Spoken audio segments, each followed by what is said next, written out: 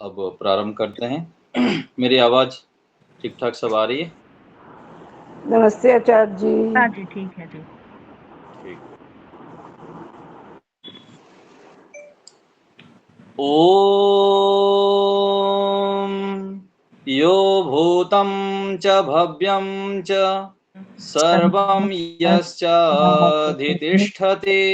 स्वर्यस्य च केवलं तस्मै ज्येष्ठाय ब्रह्मणे नमः। ओम शांति शांति शांति। परमपिता परमेश्वर की महती अनुकंपा से हम इस समय सत्संग के रूप में चर्चा करते हैं। आज हमारा विषय है ईश्वर में प्रीति कैसे हो। हम सबकी कहीं ना कहीं कम अधिक मात्रा में प्रीति तो होती है, लेकिन यहाँ प्रश्न है कि अत्यंत प्रीति कैसे हो। हम जैसे संसार के व्यक्तियों में, वस्तुओं में, स्थान में रुचि रखते हैं, उनके लिए तड़पते हैं और उनको प्राप्त करने के लिए दिन रात मेहनत करते हैं, ऐसे ही ईश्वर में कब हो, ये अधिकांश साधकों के प्रश्न है। सब लोग ऐसे ही चाहते हैं कि मेरा ईश्वर में प्रीति हो जाए, अत्यंत प्रीति हो जाए, ईश्वर को ही मैं सर्वोपरि मानूं।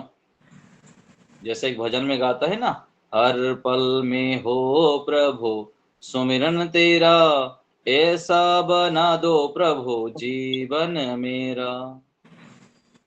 तो ये कैसे संभव है? तो उदाहरण के माध्यम से समझेंगे। जैसे कोई व्यक्ति 1 करोड़ रुपया प्राप्त करना चाहे,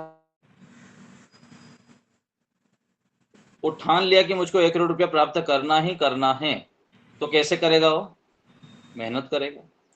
और मेहनत यदि मान लीजिए सामान्य रूप से उसका सामर्थ्य है, वो महीने में 10,000 कमा रहा है, 20,000 कमा रहा है, तो 1 करोड़ को जाने के लिए कितना पुरुषार्थ करना पड़ेगा, किस किस प्रकार से उपाय ढूंढेगा। और उपाय ढूंढते ढूंढते ढूंढते थकेगा नहीं। ऐसे गुरुजन बताते हैं, ऋषियों की यही कहना है कि जिसके जीवन में कोई लक्ष्य है वो कभी विश्राम ही नहीं लेता। अर्थात सोते बैठते उठते जागते वही लक्ष्य दिखता है। हम लोग भी तो ऐसे ही करते हैं। हम मान लीजिए हम अभी हैं अहमदाबाद, गुजरात की गांधीनगर में।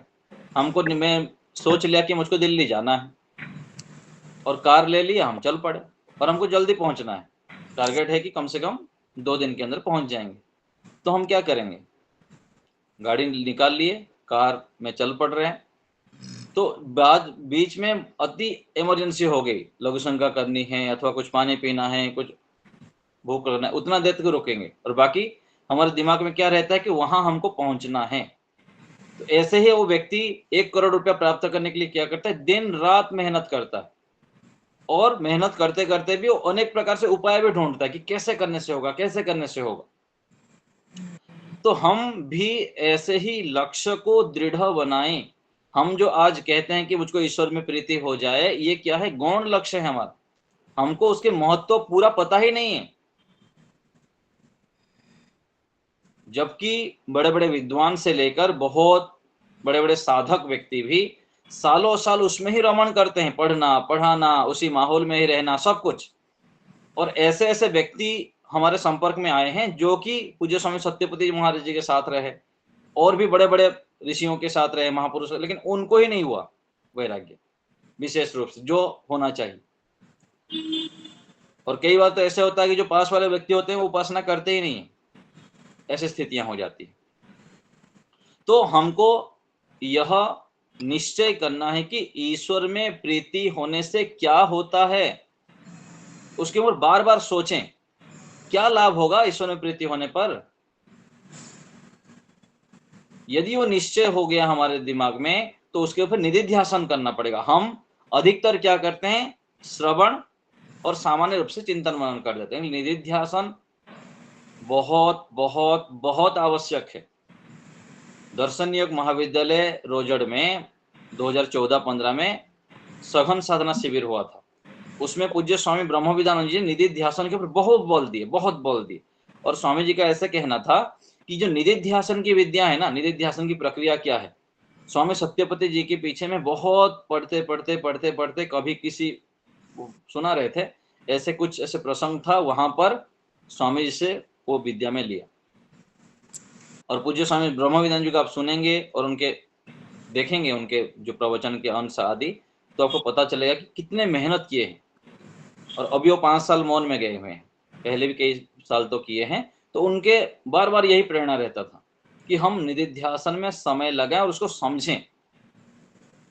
बैठे एकांत में कुछ काल के लिए, बैठ के हमें बार बार चिंतन करना पड़ेगा। बार बार यदि चिंतन नहीं करेंगे, निधिध्यासन नहीं कर, तो निश्चय नहीं होगा। निश्चय नहीं होगा तो फिर परिणाम स्वरूप नहीं आ पाता है, हमारी प्रवृत्ति उस तरह नहीं हो पाती है। और जो हम प्राप्त करना चाहते हैं, दूसरे पक्ष में हम और एक उदाहरण लेते हैं। कोई व्यक्ति डॉक्टर बनना चाहता है, तो डॉक्टरी विद्या को प्राप्त करने के लिए विधि है, प्रोसेस है, तब जाके एमबीबीएस मिलता है, फिर एमडी करते हैं, फिर सर्जन बनते हैं।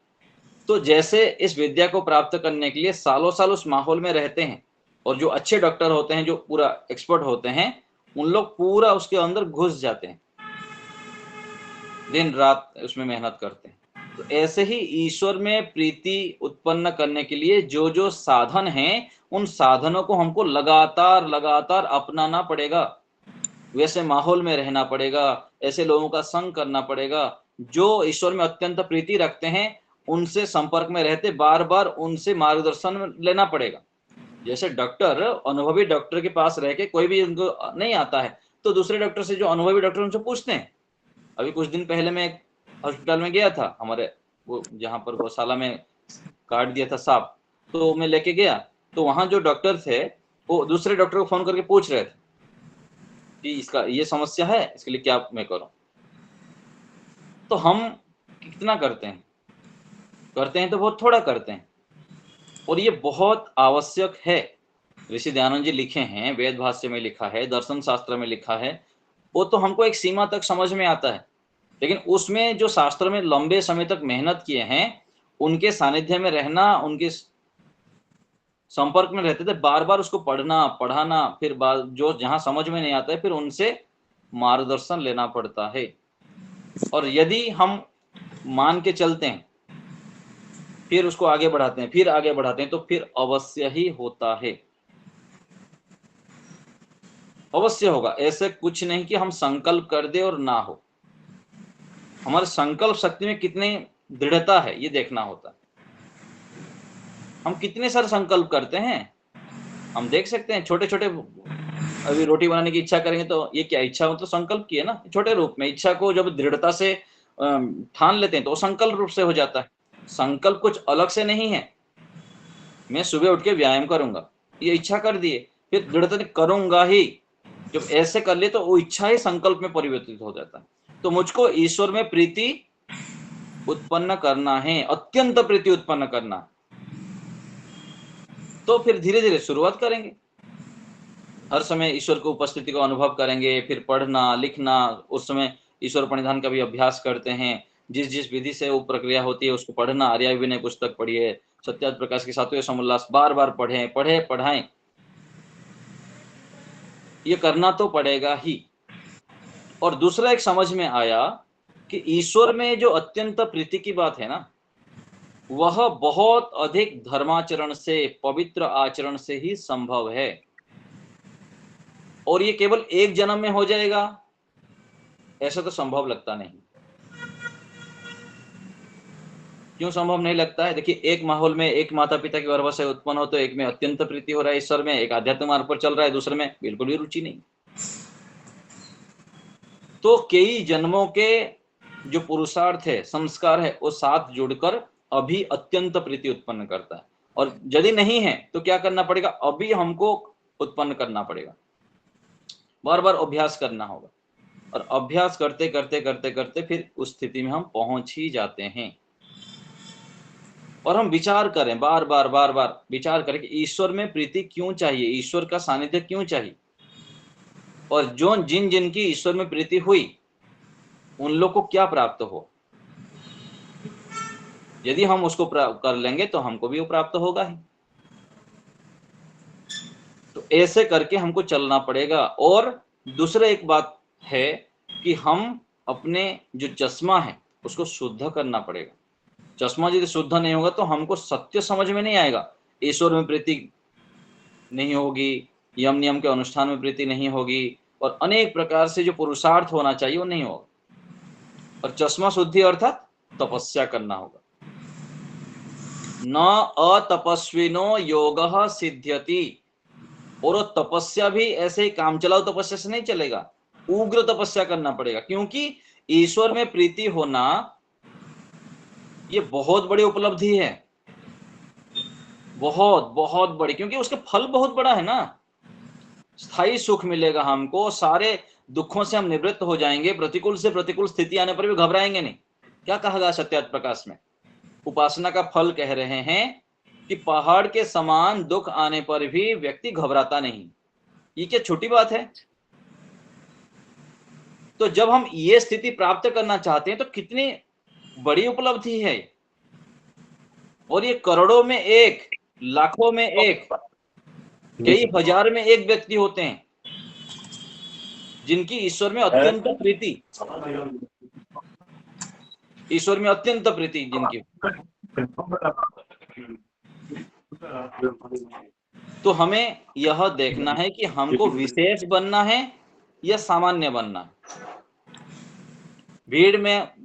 भीड़ के साथ साथ चलना है या भीड़ के कुछ अलग से हटके कुछ करना है।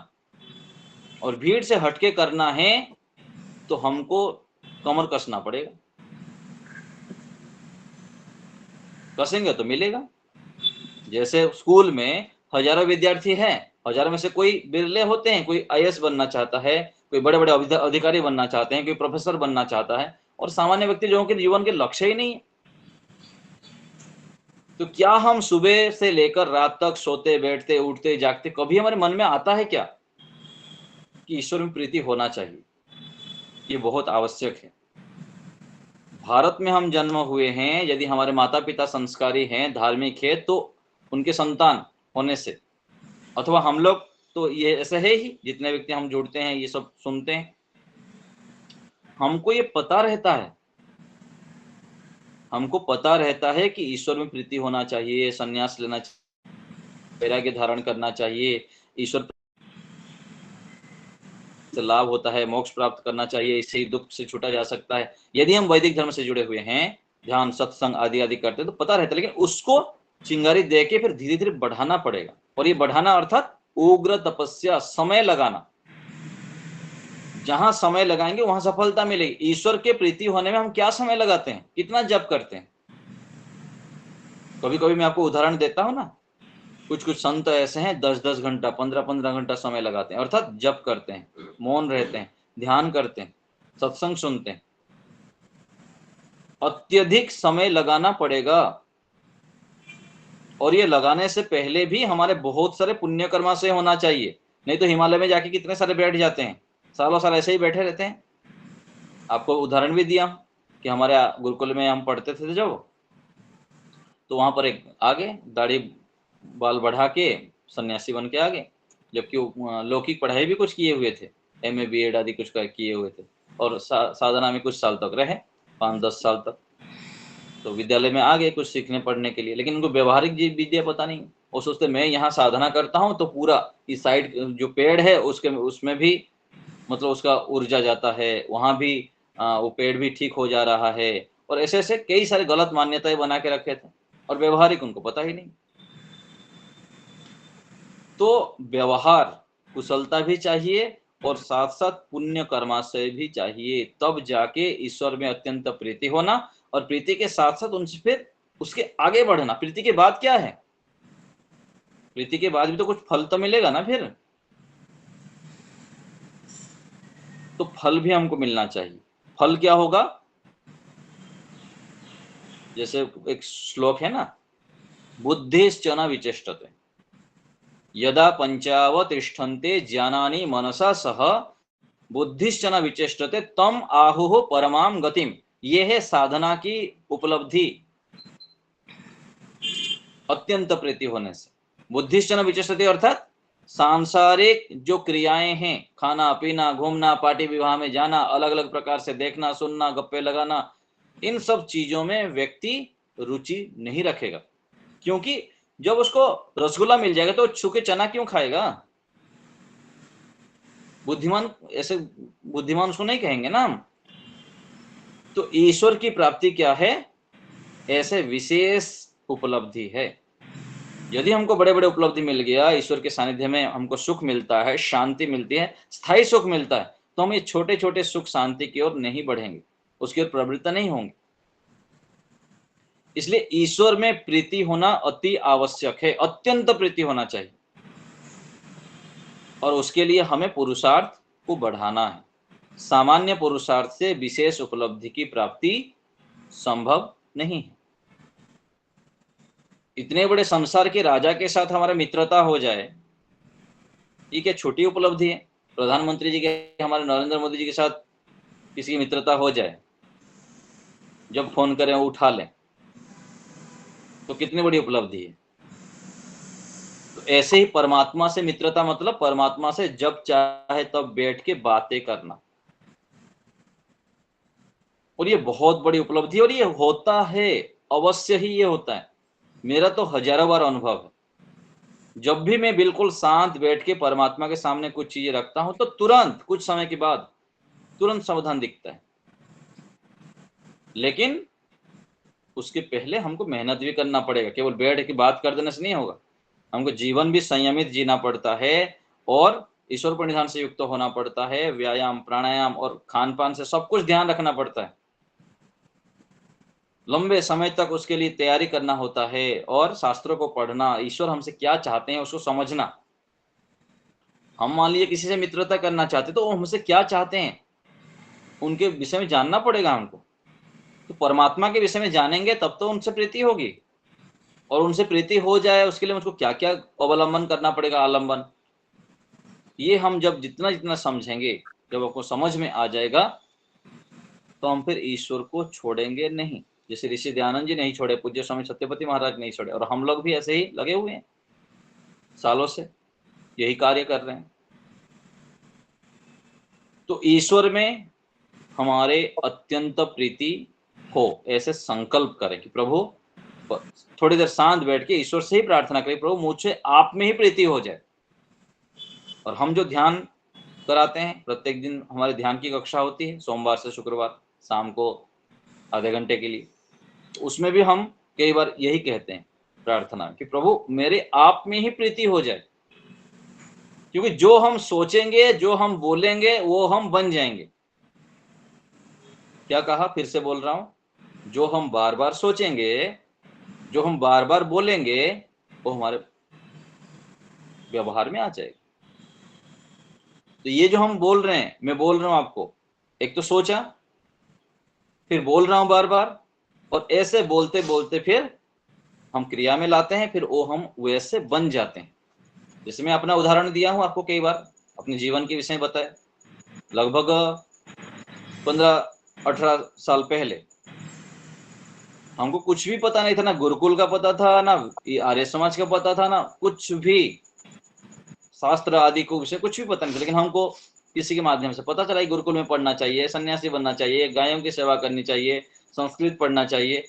कभी हम सोचते थे बैठ के कि नहीं मुझको गुरुकुल में पढ़ना है, संस्कृत पढ़ना है, या रोज गायों की सेवा करनी है, ऐसे अलग अलग रूप में। तो हम एक दिन सोचे और तदनुकूल आचरण करते गए, और ये विश्वास, जब मैं गुरुकुल के लिए बाहर निकला, गुरुकुल कहाँ पर है मुझको पता नहीं था। हाँ, गुरुकुल कहाँ है पता था, लेकिन मुझको वहां एंट्री मिलेगा ये विश्वास नहीं था। लेकिन मन में ये विश्वास था कि परमात्मा की कृपा से ये मैं कर सकता हूँ। तपस्या के माध्यम से, प्राणायाम आदि के माध्यम से, अलग अलग रूप में मुझको विश्वास था। तो हम जब ईश्वर से अत्यंत प्रीतिपूर्वक उनके सामने समर्पित हो जाएंगे, कुछ सेकंड के लिए भी, कुछ सेकंड के लिए भी बिल्कुल शांत होके परमात्मा से प्रार्थना करें जो हम चाहते हैं। यदि हम प्रार्थना करेंगे बार बार तो परमात्मा ऐसे अंतर्यामी रूप से प्रेरणा करेंगे, हमको रास्ता दिखाएंगे, वो हमें प्राप्त हो जाएगा। तो हम पहले सोचें, पहले विचार करें कि क्या मैं चाहता हूं परमात्मा से अत्यंत प्रीति करना? हाँ, चाहता हूं। तो फिर हमको सब पता है, जो भी परमात्मा से अत्यंत प्रीति करना चाहता है उसके लिए अनेक उपाय उसे पता है। ये मैं विश्वास के साथ कह सकता हूं। जब वो ईश्वर से अत्यंत प्रीति करना चाहते तो ईश्वर के विषय में उसको पता है ना, और क्या बाधक है वो भी पता है, क्या साधक है वो भी पता है। तो इन बाधकों और साधकों को चयन करना और बाधकों को धीरे धीरे छोड़ना, संकल्प करना, परमात्मा से सहायता लेनी है, अपने पुरुषार्थ करके फिर परमात्मा से सहायता लेना। लेकिन हम क्या करते हैं, परमात्मा से सहायता लेना हम कम कर लेते हैं, अथवा नहीं करते हैं, अथवा कम करते हैं। तो हमें यह काम करना है, दोषों को देखना है, अपने पुरुषार्थ के बाद भी यदि सफल नहीं हो रहे तो ईश्वर से सहायता मांगनी। कैसे? बिल्कुल शांत होकर बैठना है, बिल्कुल पत्थर बन के कुछ सेकंड के लिए, और अंतर हृदय से प्रभु मैं ये चाहता हूं, बताइए ना कैसे करूं। माता पिता के सामने जाके हम कैसे करते हैं, जिद्दी करते हैं ना। और अच्छे माता पिता होते तो जिद्दी क्या करना, उनको प्रेम से बोलते हैं, माता जी बताइए ना, पिताजी बताइए ना। तो ऐसे हम परमात्मा के सामने भी रखें और ईश्वर से ही हम बातें करें। थोड़े काल के लिए भी यदि हम ईश्वर से बात करेंगे तो कितनी प्रसन्नता होगी, हम सोच के नहीं, कल्पना नहीं कर सकते। कोई व्यक्ति हमारे से आके बात करता है तो हमको कितना अच्छा लगता है। अच्छा लगता है कि नहीं लगता है? लगता है। कोई व्यक्ति हमारे प्रति श्रद्धा रखते हैं, विश्वास रखते हैं, हमको कोई चीज आके पूछते हैं कि माता जी ये बता दीजिए, पिताजी ये बता दीजिए, गुरु जी ये बता दीजिए, मित्र के रूप में भी आके पूछते हैं कि मुझको ये थोड़ा बता दीजिए ना क्या है, तो हमको बहुत अच्छा लगता है। ऐसे ही हम परमात्मा के सामने भी बैठें और उनसे मांगे। तो ऐसे जब मांगेंगे तो परमात्मा उपाय बताएंगे, दोषों को कैसे छोड़ना है, और गुणों को जो जानते हैं उसको कैसे धारण करना है। अनेक बार मुझको ऐसे पूरा, जैसे हस्तमलकवत बोलते हैं ना, हाथ में आंवला हो तो दिखाई देता है कि ये मेरा हाथ में आंवला है। ऐसे ही परमात्मा के सामने कोई बात रखते हैं तो तुरंत उसका समाधान दिखता है। तुरंत भी ना हो तो उसके रास्ता फिर आगे से दिखने लग जाता है। फिर उसके बाद पता, अरे ये तो मेरे को उपाय पता ही नहीं था, कैसे ये हो गया सब। तो परमात्मा हमारे परम हितैषी हैं। ये विश्वास यदि हमारे मन में हो जाए तो हमारा परम कल्याण हो जाएगा। और हमको ये अभ्यास करना है कि प्रत्येक क्षण प्रभु मैं आपको भूलूं ना, प्रत्येक क्षण आपकी अनुभूति मेरी बुद्धि में बनी रहे, ऐसी मुझे बना दीजिए, ऐसे मुझको प्रेरणा कीजिए। और बार बार विचार करें कि ईश्वर में प्रीति होना क्यों आवश्यक है, संसार में प्रीति करके क्या क्या हानि हो रही है। देख लीजिए ना, सबका अनुभव है, अब हम भी देख सकते हैं। यदि हम ईश्वर को छोड़कर, शर्त ये लागू होता है, यदि ईश्वर को छोड़कर दूसरे जगह पर हम अधिक प्रीति करते हैं तो वहां से पिटाई ही पड़ेगा, पड़ेगा पड़ेगा पड़ेगा, दंड मिलता ही है, दुख मिलता ही है। यदि हम यज्ञ करते हैं, ध्यान करते हैं, पंचम यज्ञ का अनुष्ठान करते हैं, सेवा, परोपकार, पुरुषार्थ आदि सब करते हुए चलते हैं तो हमको दुख कम मिलता है, बहुत कम मिलता है। और यदि संयम, सदाचार, यम नियम से विरुद्ध चलेंगे, ईश्वर को भूल जाएंगे और संसार के व्यक्तियों में, वस्तुओं में, स्थान में, धन संपत्ति भी अलग अलग प्रकार से उलझ जाते हैं, फिर कालांतर में क्या होता है? रोग, व्याधि, दुख, कष्ट, बाधाएं, समस्याएं, चुनौतियां बहुत भयंकर आता है। और यदि हम एक काम कर लेते हैं तो जिसे कहते हैं ना, हाथी के पैर में सबका पैर आ जाता है। एक काम यदि हम ईश्वर में प्रीति कर देंगे तो हमारा रास्ता पूरा क्लियर हो जाता है। तो हमको ये संकल्प करना है कि प्रभु मेरे आपसे प्रीति हो जाए, और ये संकल्प इच्छा करेंगे संकल्प से सिद्धि। यन मनसा ध्यायते तद वाचा वदति, यद वाचा वदति तद कर्मणा करोति। आज यदि हम प्रीति करें, जो इसका ये क्या क्या हुआ, हम ये जो मैं बोला यन मनसा ध्यायते, हम मन से धारण करेंगे तो यन मनसा ध्यायते तद वाचा वदति, तो मन में धारण करेंगे तो वाणी से भी बोलेंगे, फिर वाणी से बोलेंगे तो फिर कर्म में आएंगे। तो हम बार बार यह विचार करें मन में, जैसे पीछे में आपको प्रेरणा करता रहा बार बार कि दिन में हम 50,000 से लेकर 70,000 विचार लाते हैं, और एक एक विचार क्या है, एक एक बीज के समान है। बीज बोएंगे आज तो एक दिन वृक्ष होगा, 5 साल बाद, 10 साल बाद, 20 साल बाद।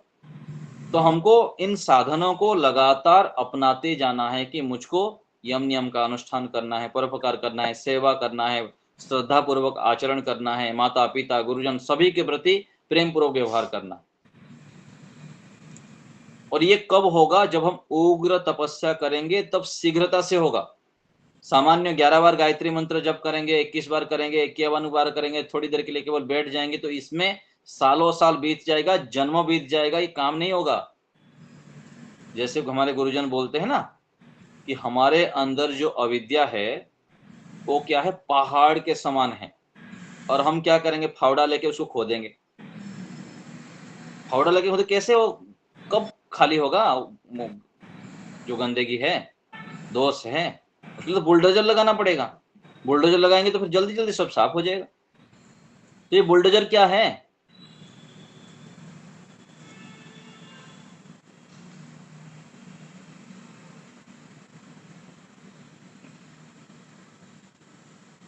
समय लगाना। समय अर्थात जप में अधिक से अधिक समय लगाएं, सत्संग में अधिक से अधिक समय लगाएं, और ये सब करने के साथ निधि ध्यान में भी समय लगाएं। एकांत में बैठकर थोड़ी देर के लिए रोज चिंतन करें, शांत में टहले, थोड़ा टहलते टहलते करिए, एकांत में समय लगाएं। जितना एकांत में समय लगाएंगे वहां पर निर्णय शक्ति और भी बढ़ेगी और निर्णय जल्दी होगा।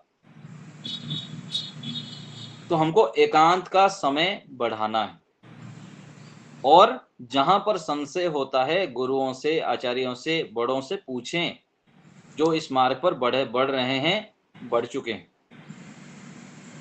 यदि हम नहीं पूछेंगे, उनके अनुसार नहीं चलेंगे, तो फिर धीमी हो जाएगी, अत्यंत प्रीति ईश्वर में नहीं हो पाएगी। तो हमको यह अभ्यास करना है और बार बार संकल्प करना है। सुबह, रात को सोते समय, सुबह उठते समय। सुबह रात को यदि सोते समय हम आधा से 1 घंटा जप करके अच्छे से सोएंगे, ईश्वर का चिंतन करके सोएंगे, तो सुबह आंख खुलते ही ईश्वर का चिंतन आएगा। और सुबह का जो समय है, अधिक से अधिक ईश्वर को पकड़ के ही सारे कार्य करना। सुबह उठे, मुंह धो रहे हैं, पानी पी रहे हैं, और अलग अलग जितने भी कार्य करते हैं, जब हम सुबह ईश्वर को पकड़ते हैं और दिन भर भी उसका अभ्यास करते हैं, तो इसको कहा जाता है कर्मयोग, जो भगवत गीता में कहा गया। धीरे धीरे करके हम दिन भर जो भी कर्तव्य कर्म करते हैं, यदि हम उसमें ईश्वर को साथ लेके चलते हैं कि प्रभु आप मेरे साथ हैं, आप ही सर्वोपरि, और अंत में क्या करना है, तत्फल संन्यासो व, योग दर्शन में कहा गया। प्रभु इसका फल क्या चाहिए मुझको, आप में अत्यंत प्रीति। जो भी मैं अच्छे कार्य कर रहा हूँ, सेवा कर रहा हूँ, परोपकार कर रहा हूँ, दान कर रहा हूँ, दूसरे की उपकार कर रहा हूँ, जितने ही पुरुषार्थ कर रहा हूँ, प्रभु इसके फलस्वरूप मुझको आप चाहिए। मैं आपकी प्राप्ति के लिए कार्य कर रहा हूं, आप में मेरी अत्यंत प्रीति हो जाए, मोक्ष दीजिए मुझको, और प्रभु मुझको ऐसे सद्बुद्धि दीजिए कि मैं और भी आपकी आज्ञाओं को अधिक से अधिक पालन कर सकूं। ये हम ईश्वर से मांगे, प्रार्थना करें शांति से बैठ। जब हम बार बार ऐसे करेंगे, प्रभु मैं आपकी आज्ञाओं को पालन कर सकूं, आपकी आज्ञाओं को जान सकूं, पहले तो जानना, फिर पालन करना, और जितना पालन करते हुए चलते जाएंगे, तो परमात्मा हमको और भी ज्ञान विज्ञान देंगे, और उस ज्ञान विज्ञान के माध्यम से और भी अत्यंत प्रीति ईश्वर में होने लग जाएगी। तो हमको इस रूप में बार बार चिंतन करना है, यम नियम का अनुष्ठान करना है। सुबह से लेकर शाम तक हमारी प्रवृत्तियां आध्यात्मिक होनी चाहिए, लौकिक प्रवृत्तियों से हमको बचना चाहिए। टीवी, सीरियल, न्यूज और इधर उधर की बातचीत करना, अलग अलग रूप से आलस्य प्रमाद करना, ये जितना हम कम करते जाएंगे उतना क्या हम ईश्वर की ओर बढ़ेंगे, ईश्वर में हमारी प्रीति बढ़ेगी। लौकिक प्रवृत्तियों को तो छोड़ना ही पड़ेगा। हम लौकिक इंद्रियों के भोगों को भी भोगते रहेंगे और सोचेंगे कि ईश्वर में भी प्रीति हो जाए, नहीं हो पाएगा। सामान्य प्रीति तो हो जाएंगे, सामान्य रूप से तो हम करते ही हैं, आर्य समाज में जाते हैं, संध्या करते हैं, यज्ञ करते हैं, थोड़ा बहुत सत्संग कर लेते हैं, लेकिन ये सामान्य उपलब्धि हम नहीं चाहते हैं। हम चाहते हैं, हमको विशेष चाहिए। प्रत्येक आत्माओं की जो मूल इच्छा है वो क्या है? मुझको खजाना चाहिए, अर्थात स्थायी सुख चाहिए। मैं जाग जाऊं, सोऊं ना, बिल्कुल दुख की लेस मात्र भी ना हो हमें। और ये तब संभव होगा जब हम अत्यंत पुरुषार्थ करेंगे, ईश्वर में प्रीति हो जाएंगी, ईश्वर को ही सर्वोपरि मानेंगे तब। और जितना इतना हम ईश्वर को पकड़ते जाएंगे तो हमारे दुख, दर्द, कष्ट, चिंताएं, बाधाएं जो जो हम नहीं चाहते हैं वो सब धीरे धीरे साइड हो जाएंगे। और क्या होता है एक बताऊं? जो हमारे लिए हानिकारक तत्व हैं, हानिकारक व्यक्तियां हैं, वस्तुएं हैं, स्थान हैं, वो सब स्वतः रूप में साइड हो जाते हैं। ऐसे ऐसे स्थितियां उत्पन्न होंगी कि दुष्ट व्यक्ति, दुष्ट आत्माएं, दुष्ट परिवेश अलग अलग रूप में हमको फिर साइड हो जाते हैं हमारे से, और परमात्मा की व्यवस्था हो जाती है कि हम अच्छे अच्छे लोगों के साथ, अच्छे अच्छे परिस्थितियों से युक्त हो जाते हैं और लगातार हम आगे आगे आगे आगे बढ़ते। एक तो आत्मिक उन्नति भी होती है, शारीरिक भी स्वस्थता प्राप्त होती है और परिवेश भी हमको उत्तम मिलता है। व्यक्ति फिर आगे से आगे अच्छे परिस्थितियों में चले जाता है। ये बहुत सूक्ष्म चीजें। घर में रह के देखिए, हम लोग को देखिए, हम प्रत्यक्ष रूप में कितने सारे हम ब्रह्मचारियों को देखें, आचार्यों से ही बात करते तो यही आता है। घर में व्यक्ति जब ध्यान, साधना, यज्ञ, तप सब करने लगता है, शुद्धता करता है, तो फिर गुरुकुल में आ जाता है। फिर गुरुकुल में धीरे धीरे जो बढ़ता रहता है, तो एक तो वातावरण अच्छा मिल गया और धीरे धीरे गुरु आचार्य मिल जाते हैं, ज्ञान विज्ञान मिल जाता है और ज्ञान में फिर परिपक्वता आ जाती है। शाब्दिक ज्ञान से वो व्यक्ति फिर तत्व ज्ञान से युक्त हो जाता है। तो हमें मिथ्या ज्ञान से हटते हुए, संशयात्मक ज्ञान से हटते हुए, शाब्दिक ज्ञान से हटते हुए आगे बढ़ना है, तत्व ज्ञान में स्थित होना है। तत्व ज्ञान अर्थात सत्य में प्रतिष्ठित हो जाना, विवेक से युक्त हो जाना, सही मायना में हमको दृश्य देखने लग जाए, दिखने लग जाए, जो वस्तु जैसा है वैसा दिखना। इसको कहा गया ऋतंभरा प्रज्ञा बुद्धि, तत्व ज्ञान, विवेक ज्ञान, दिव्य दृष्टि। तो हम दिव्य दृष्टि से युक्त हो जाएं, और उसके लिए क्या चाहिए? ईश्वर में प्रीति होना। तो ईश्वर में प्रीति होने के लिए हम दृढ़ संकल्प करें, बार बार करें, हजारों बार करें, लाखों बार करें, सोते बैठते उठते जागते ये विचार करें, और दिन भर भी कभी भी कुछ सेकंड के लिए बैठकर परमात्मा के प्रति अत्यंत विश्वास, श्रद्धा, समर्पण के साथ अपने संकल्प को, अपने इच्छाओं को रखें कि प्रभु मैं ये चाहता हूं, आप बताइए मैं क्या करूं, और मुझको ये पूर्ण विश्वास है कि आप मुझको बताएंगे। दो बातें हो गई ना, मुझको क्या करना है प्रभु बताइए, और दूसरा कि आप मेरे परम हितैषी हैं और आप मेरे हित चाहते हैं, मुझको ये विश्वास पूरा है, आप बताएंगे जरूर। ये स्थिति हमको उत्पन्न करनी पड़ेगी, ये बहुत आवश्यक है और ये हम कर सकते हैं। फिर क्यों देरी है? बस इच्छा शक्ति की देरी है। बीज लगाने की आवश्यकता है, वृक्ष तो फिर आगे बढ़ता ही रहेगा। और हम सभी इस रास्ते पर चल रहे हैं, किसी की स्पीड कम है, किसी की अधिक है, तो हमको गति को बढ़ाना है और हम सब अवश्य ही ये सब करेंगे, जरूर करेंगे। और ईश्वर से प्रार्थना है कि हम सभी को ऐसे बहुत सामर्थ्य दें, शक्ति दें, पुरुषार्थ करने की तीव्र इच्छा दें, दिव्य इच्छा दें हमको, जिससे कि हम गति पूर्वक इन लक्ष्यों को प्राप्त कर सकें। तो ईश्वर से प्रार्थना है हम सभी को ऐसी सामर्थ्य, शक्ति आदि प्रदान करें, जिससे कि हमारे ईश्वर में, परमात्मा में अत्यंत प्रीति हो जाए। हम सभी कार्य करते हुए, जैसे जल में कमल बोलते हैं ना, ऐसे ही हम सभी कार्य करते हुए मानसिक रूप में, बाहर से लोग कुछ भी बोलते रहे, कुछ भी चलता रहे, हमको ईश्वर से जुड़े रहते हुए कार्य करना है और सूक्ष्म रूप में कार्य कर लेना। जैसे होता है ना, बड़े बड़े जो योजना बनाते हैं, जो विशेष कार्य करते हैं, लोगों को आश्चर्य होते हैं कि ये कैसे कर दिया ऐसा। तो हमको भी ऐसे ही करना है, चुपके चुपके धीरे धीरे करके हमको अच्छे कार्यों को करना है, ईश्वर में अत्यंत प्रीति उत्पन्न करना है, दिन भर ईश्वर से जुड़े रहना है। जब भी समय मिले हमको जप करना है, ईश्वर का चिंतन करना है, यह अभ्यास करना है। तो ईश्वरी कृपा से फिर हम सभी को ये सब उपलब्धियां जो हम चाहते हैं वो अवश्य ही प्राप्त हो सकता है। तो अभी कुछ काल के लिए प्रश्न उत्तर लेते हैं। किसी को कुछ पूछना हो तो बताइए, हाथ उठाइए। हाँ मुनि।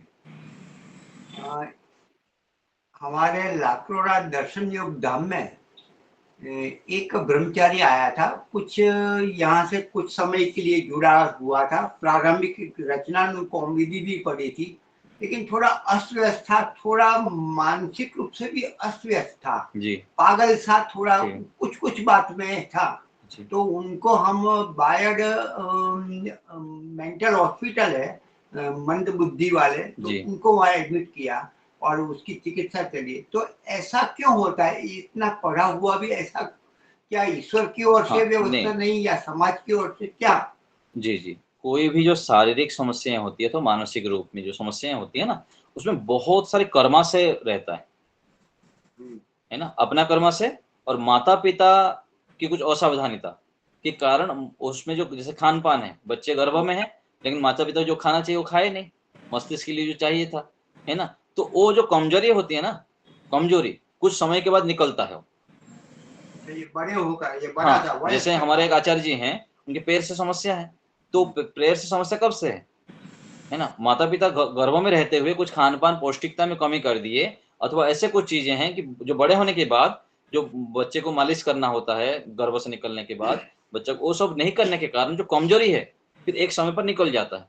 और ऐसे कुछ कर्मशय होता है पीछे का, उसको आगे निकलता है, अथवा दूसरे की कुछ असावधानी माता पिता कर दिए, अथवा स्वयं की भी कुछ असावधानी के कारण वो जो कष्ट है, शारीरिक कष्ट है, अथवा जो मानसिक रूप में जो बुद्धि बिगड़ जाती है, पागल हो जाते हैं, वो फिर निकल जाता है। इसमें यदि दूसरे के कारण से हुआ है ना, तो उसका तो भरपाई मिल जाएगा, परमात्मा दे देंगे अगले जीवन में। जो ऐसा मैं मानता हूँ कि यहाँ माता घर छोड़ के आ जाते, घर की मंजूरी अधिकतर नहीं मिलती है, वैराग्य भावना होने से वो आ जाते हैं, लेकिन व्यवहारिक ज्ञान नहीं होता, माता पिता के घर में मिलता है वो यहाँ नहीं मिलता जी।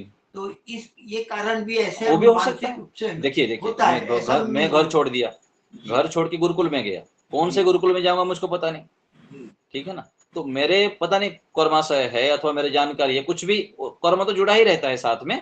तो उसके आधार पर मैं एक गुरुकुल गया, गुरुकुल में 5 साल तक रहा, लेकिन उस गुरुकुल में मुझको जो शिक्षा देना चाहिए था वो यदि नहीं दिया गया है ना, तो फिर वो तो कम त्रुटियां तो रहेगी ही रहेगी। और कई बार ऐसे होता है कि गुरुकुल में हमको अच्छा शिक्षा मिल गई अथवा किसी के हम साथ में वो तो दे दिए, लेकिन हम पुरुषार्थ नहीं किया उसके लिए। जैसे मैं पीछे बता रहा था ना कि बड़े बड़े गुरुजनों के साथ तो रहे, सानिध्य में रहे, उनके सेवा में रहे, लेकिन स्वयं यदि मेहनत नहीं करे तो वो भी क्या करेंगे। जैसे ईश्वर हमारे लिए क्या चाहते हैं, शास्त्र में क्या कहा जाता है कि ईश्वर हमारा परम हितैषी है, ईश्वर हमारा हित चाहते हैं, इसलिए सृष्टि को बना के दिए हैं और वेद ज्ञान दिए हैं। तो हम यदि मेहनत नहीं करेंगे तो इसलिए साधनों के साथ साथ हमको भी पुरुषार्थ करना पड़ेगा, और यदि पुरुषार्थ करेंगे तो फिर हमारा भाग्य बदल जाता है, पीछे जो होता है वो सारा एक तरफ रह जाता है, हम आगे बहुत बढ़ जाते हैं। इसके कई कारण होते हैं, व्यक्ति को स्वयं को ही मेहनत करना पड़ता है। और मान लीजिए कोई अच्छे व्यक्ति मिल गए, जो आप बता रहे ना वो ऐसे थे, तो कोई अच्छे व्यक्ति मिल गए, कुछ अच्छा ट्रीटमेंट करा दिए, अच्छे कुछ उपाय बता दिए, उसके ठीक से गाइड करेंगे तो वो व्यक्ति बदल जाएगा। क्योंकि अधिकतर मेरे अनुभव में ऐसा है कि लगभग क्या खाना, कैसे करना, कैसे जीना वो नहीं सीखा ना, वो घर के भाग के जाए और वापस जा नहीं सकते। और ये हाँ, ऐसे अभी एक ब्रह्मचारी थे, उससे पहले भी एक ब्रह्मचारी थे, बहुत ऐसे ही करते हैं। हाँ, करते 4-5 हैं। महीने तो देखा। वैराग्य के कारण होते हैं, ऐसे बहुत भटकते हैं साधु संत महात्माएं हैं और बहुत सारे लोग इच्छा शक्ति है लेकिन शरीर कर नहीं पाते। मना कर रहा है, या तो वो उनको ठीक नहीं चला इसीलिए पा रहा। तो ऋषि व्यास जी ने योग दर्शन में जो कहा है ना, दुर्विज्ञ यह कहा गया। ये जो कर्मफल व्यवस्था है ना, व्यक्ति किस जीवन में क्या कर्म किया था, कब उसको भोगाएंगे, सब परमात्मा जानते हैं कि इस जगह पर ऐसे भोगाना है, इसको ऐसे भोगाना है, तो ऐसे करके चलता है। प्रमिला जी बोलिए। नमस्ते आचार्य जी। जी क्या हम इस जन्म में ईश्वर से अत्यंत प्रीति कर सकते हैं? हाँ हाँ, क्यों नहीं, जरूर। दिन में 50 बार आप सोचें, फिर 100 बार बढ़ाइए। चलते फिरते ये केवल अत्यंत प्रीति ये शब्द कैसे दोहराइए, प्रभु आपसे मैं अत्यंत प्रीति करना चाहता हूँ। जो जब सोचेंगे वो हो जाए, बीज गाड़ेंगे तो होगा। अभी हमको देखिए ना, अभी 18 साल पहले हमको ना कुछ भी पता था, आज तो कुछ कर रहे हैं ना, इतने सारे गुरुजनों के सानिध्य मिला और आगे हम बढ़ रहे हैं, लगातार पुरुषार्थ कर रहे हैं, इसी जीवन में तो कर रहे हैं, आगे और भी अभी पुरुषार्थ कर रहे हैं। तो इसी जीवन में सब कुछ संभव है और आप अवश्य ही कर सकते हैं, ये मैं बता रहा हूं, क्योंकि आप लंबे समय से आपकी दिव्य इच्छा है और आप पुरुषार्थ कर ही रहे हैं। जो पुरुषार्थी है उसको सब कुछ मिलता है। पुरुषार्थ है इस दुनिया में मन चाहा सुख देता है, मन चाहा सुख पाया उसने, जो आलस्य बनकर पड़ा ना रहा। तो परमात्मा भी पुरुषार्थी व्यक्ति को सब कुछ देना चाहते हैं, लेकिन पुरुषार्थ सही विधि से, सही मार्गदर्शन के अनुसार होने से जल्दी सब जो है उपलब्धि मिल जाती है। धन्यवाद आचार्य जी। अच्छा जी। सोम आईडी से कोई हाथ उठाए हैं पहले? नमस्ते जी आचार्य जी। नमस्ते जी। आचार्य जी, मेरा व्यापार का काम है और मैं परमात्मा में प्रीति भी रखता हूँ जी। तो दैनिक यज्ञ भी करता हूँ। तो ये है भाई, जब मैं व्यापार में लगा हुआ होता हूँ तो मैं बार बार परमात्मा को याद करता हूँ, बीच में फिर छूट जाता है, क्या ये सही है? हाँ, कोई बात नहीं। देखिए, जो छूट जाना का बात है ना, देखिए आप आज जहां पर जितना भी याद करते हैं, मान लीजिए आप 8 घंटा है, सुबह 10 बजे से लेकर शाम को 6 बजे के बीच में, आज आप मान लीजिए 10 बार भी याद करते हैं, ठीक है। एक दिन ऐसा था कि आज 10 बार आप याद नहीं करते थे, ठीक है। तो ये जो 10 बार आप याद कर रहे हैं ना, उसको बढ़ाना है, 15 करना है, 20 करना है, 50 करना है। तो ऐसे करते करते करते करते क्या होगा, आप आज जो 10 कर रहे हैं, एक दिन ऐसा होगा आप 100 तक पहुंच जाएंगे, 1000 तक पहुंच जाएंगे, जी स्वामी, है ना। ठीक है। क्यों क्यों ऐसे हुआ बताइए? क्योंकि आप चाहते हैं कि मैं अधिकांश परमात्मा से जुड़ा रहूं। जी स्वामी, परमात्मा अंदर से जानते हैं कि इसकी ये व्यापार तो कर रहा है, व्यापार कर रहा है, यज्ञ कर रहा है, सब कर, लेकिन उसके अंदर से इच्छा है कि मैं परमात्मा आपसे जुड़ूं। जो ठीक ये है जी। इच्छा है ना, ये इच्छा परमात्मा जान के आपको फिर वो प्राप्त करा देंगे एक दिन, और अवश्य आप कर सकते हैं, जी स्वामी, ठीक है ना। तो उसको बढ़ाइए, आज जितना धन्यवाद। करते हैं उसको और भी बढ़ाइए। और जैसे बताया ना मैं इस ठीक है जी। व्याख्यान में, आप सुने होंगे तो, कि थोड़े काल के लिए, चाहे 10 सेकंड के लिए बैठ के भगवान के सामने रखिए, प्रभु मैं अधिक से अधिक आपसे जुड़ना चाहता हूँ और जुड़ते हुए मैं कर्तव्य करना चाहता हूँ, ठीक है जी स्वामी, है ना। ऐसे प्रार्थना करें माया आईडी से। अच्छा जी, बस यही चीज पूछना चाहती थी, आपने उसका भी सोल्यूशन बता दिया। मुझे ईश्वर से प्रीति बढ़ानी है तो हमको है ना बार बार ये चीज याद करनी पड़ेगी और बार जी बार ये परमात्मा को प्रार्थना करते रहेंगे कि हमें ईश्वर आपसे प्रीति बढ़ानी है, तो फिर हो जाएगा ना आचार्य जी। हाँ हाँ, क्यों नहीं होगा। और जितने परमात्मा हम जितने अधिक संकल्प तीव्र होगी, जितने आप पेड़ लगाएंगे उतना वृक्ष मिलेगा। और फिर हम जरूर ये से आप चाहते सोते होंगे। बैठते उठते जागते ये अभ्यास कीजिए, और उसके लिए अच्छा। फिर आलम्बन ले लीजिए, गायत्री मंत्र का आलम्बन ले लीजिए, है ना। शब्द रूप हाँ। में भी बोलना है और आलम्बन रूपे आप गायत्री मंत्र को ले लीजिए, और जितना आप गायत्री मंत्र बोलते रहेंगे और साथ साथ थोड़े थोड़े बीच बीच में अर्थ विचार भी कर लीजिएगा। अच्छा। मेरे को सद्बुद्धि ले चलिए, मेरी आप में अत्यंत प्रीति हो, मेरा दोष दूर हो रहा है। तो मतलब ईश्वर की उपस्थिति को अर्थ करने का अर्थ क्या है? अर्थ जो कहा जाता है कि हमारे सामने कोई है, बस। अच्छा जी, मैं आपसे झूठ नहीं बोलूंगी, परमात्मा हर पल समय साथ बैठा है। मैं ऐसे ही परमात्मा से प्रार्थना यही कहती हूँ, ईश्वर आप मेरे माता हो, पिता हो, भाई हो, बहन हो, मेरे बंधु हो, मेरे सखा हो, सब कुछ आप हो, और जी मुझे सही रास्ता बताते रहो। कभी भी मैं गलत रास्ते पे जाऊं तो मुझे वापस खींच कर आप मुझे सही रास्ता बताया बिल्कुल। करिए। ये प्रार्थना मैं बहुत करती रहती हूँ। बस इसको बढ़ाते ही जाना है, ठीक है। हाँ उसको मेरे को वही आपसे पूछना था कि मुझे मतलब ईश्वर से प्रीति करने के लिए और भी उपाय हो वो भी बताना आप। बस अनेक उपाय है, बस आप जुड़ते रहिए और भी बताते रहेंगे। और जितने भी हम सत्संग करते हैं ना, जी अच्छा आप जी। तो सुनते ही रहती हैं, तो उसके हाँ पाठ जी। ही है ये सब उपाय है। जैसे हम पीछे तपस्या के विषय में लिए, जितेंद्रियता के विषय में लिए हाँ और आपने अनेक भी जितेंद्र विषय के लेते हैं। रहते हैं, ये सब अंग ही है उसके, है ना। जी आपने अच्छा जी भेजा था ना बहुत सारी जितेंद्र की क्लास, तो मैं वो सुनती रहती हूँ आपकी क्लास से। आप बहुत यूट्यूब अच्छा, पे भेजते रहते हैं ना, और आपका धन्यवाद बहुत बहुत। बहुत अच्छा। आप ऐसे ही आगे बढ़ते रहिए, हम सभी की ओर से बहुत बहुत शुभकामनाएं आपके लिए। जी अच्छा जी। अलका आईडी से नमस्ते आचार्य जी। नमस्ते। आचार्य जी, क्या वहाँ रोजड़ में हमारा कोई वानप्रस्थ आश्रम है, साधक आश्रम? हाँ जी, हाँ जी। आ सकते हैं वहाँ? हाँ, आप आज मेरे को व्हाट्सएप से बात कर लीजिएगा, मैसेज कर लीजिएगा, मैं फिर वहाँ की सूचना दे दूंगा, किन से संपर्क करना है, क्या है, मार्गदर्शन कर लूंगा, ठीक है। ठीक है आचार्य जी, नमस्ते जी। रसीला आईडी से कुछ बोल रहे थे। आचार्य आचार्य जी, मेरा सवाल है, मैं ध्यान करती हूँ, गायत्री मंत्र बोलती हूँ, जब मैं व्हीकल पर जाती हूँ, घर में अकेली रहती हूँ, तभी भी गायत्री मंत्र का जाप करती हूँ, तो वो सही है? अर्थ नहीं हाँ हाँ, बोलती हूँ, लेकिन गायत्री मंत्र तो जप करती हूँ। बिल्कुल, अच्छा कर रहे हैं, बढ़िया कर रहे हैं, ठीक है ना। बस उसके साथ थोड़ा जुड़ दीजिए कि भगवान मेरे साथ हैं और मेरे बुद्धि को पवित्र कीजिए, मेरे क्लेशों को भस्म कर दीजिए, दुखों को भस्म कर दीजिए। थोड़ा उसमें साइड में जैसे अर्थ मतलब कि भावना बना देना बस। तो क्या होगा उसमें, जैसे आपको मान लीजिए 10 बार मिल रहा था, तो भावना आप बना देंगे तो फिर वो डबल हो जाएगा, 20 हो जाएगा, ठीक है ना। पहले ऐसा था कि आप इतने गायत्री मंत्र जपते नहीं थे, अभी गायत्री मंत्र हो गया, तो हाँ, गायत्री मंत्र जपने के आगे अब बढ़ गए, तो उससे और भी आगे बढ़ना है। तो जप तो और करना ही है, लेकिन साथ साथ क्या है, और एक भावना मन में बना देना है कि प्रभु मेरे बुद्धि को पवित्र कीजिए, और पवित्र कर रहे हैं, ये भावना जोड़ देना है, जी। तो अर्थ विचार पूर्वक हो जाएगा फिर। अच्छा, और मैं सोचती हूँ कि आज ऐसा हो जाए, तो ईश्वर मेरे को सहायता करना, मैं अच्छा काम कर रही हूँ, मेरे को इधर जाना है, तो ईश्वर मेरी सहायता करना, तो वो बिल्कुल, अच्छा है।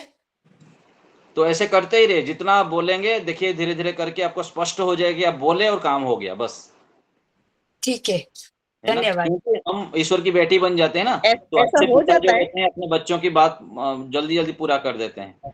और मैं ढाप करती हूँ, तो मैं ऐसा मेरा हो ही जाता है, वो बिल्कुल मैं ऐसा करती हूँ, आज मेरा ऐसा हो जाए, तो वो हो ही जाता है आचार्य होगा, जी। जरूर जरूर होगा। शर्त तो यही है ना, कोई भी देखिए माता पिता है, बच्चों की जो जो इच्छाएं हैं वो पूरी तो करेंगे ना। यदि वो योग्य है तो क्यों नहीं करेंगे। यदि हम परमात्मा की आज्ञा के अनुसार चल रहे हैं, मेहनत कर रहे हैं, तपस्या कर रहे हैं, जीवन को पवित्रता से जी रहे हैं, तो परमात्मा की हम आज्ञा पालन कर रहे हैं, तो हम जो चाहेंगे वो क्यों नहीं देंगे परमात्मा। हाँ, तो अवश्य ही ठीक है, देंगे। धन्यवाद धन्यवाद जी। ठीक है, तो ठीक है। सभी का धन्यवाद, आज यहीं रखते हैं। आपका भी बहुत बहुत धन्यवाद। करवाइए, बहुत जय बहुत गुरु। धन्यवाद। बहुत बहुत बहुत धन्यवाद। बहुत धन्यवाद आचार्य जी। शंकर जी कुछ कराएंगे। आचार्य जी का धन्यवाद बहुत बहुत। हाँ, तो भी लोग अभी थोड़ी देर के लिए उपस्थित रहेंगे और शांति पाठ कर लेते हैं। जी मुन शंकर प्रसाद जी। शंकर प्रसाद जी शांति पाठ। हाँ आ बंद रही करिए है, वहाँ पर। आ आ रही रही है। पहले सांझ पाठ, बहुत बड़ी भावनाएं मिली, बल मिला आचार्य जी की आवाज से। शांति पाठ और जयघोष के साथ कक्षा का समापन। ओम ध्याओ शांति अंतरिक्षम शांति पृथ्वी शांतिरापः शांतिरोषधयः शांतिर्वनस्पतयः शांतिर्विश्वे देवा शांतिर्ब्रह्म शांतिः सर्वं शांतिः शांतिरेव शांति सामा शांतिरेधि। ओ शांति ही शांति ही शांति। ये घोष जो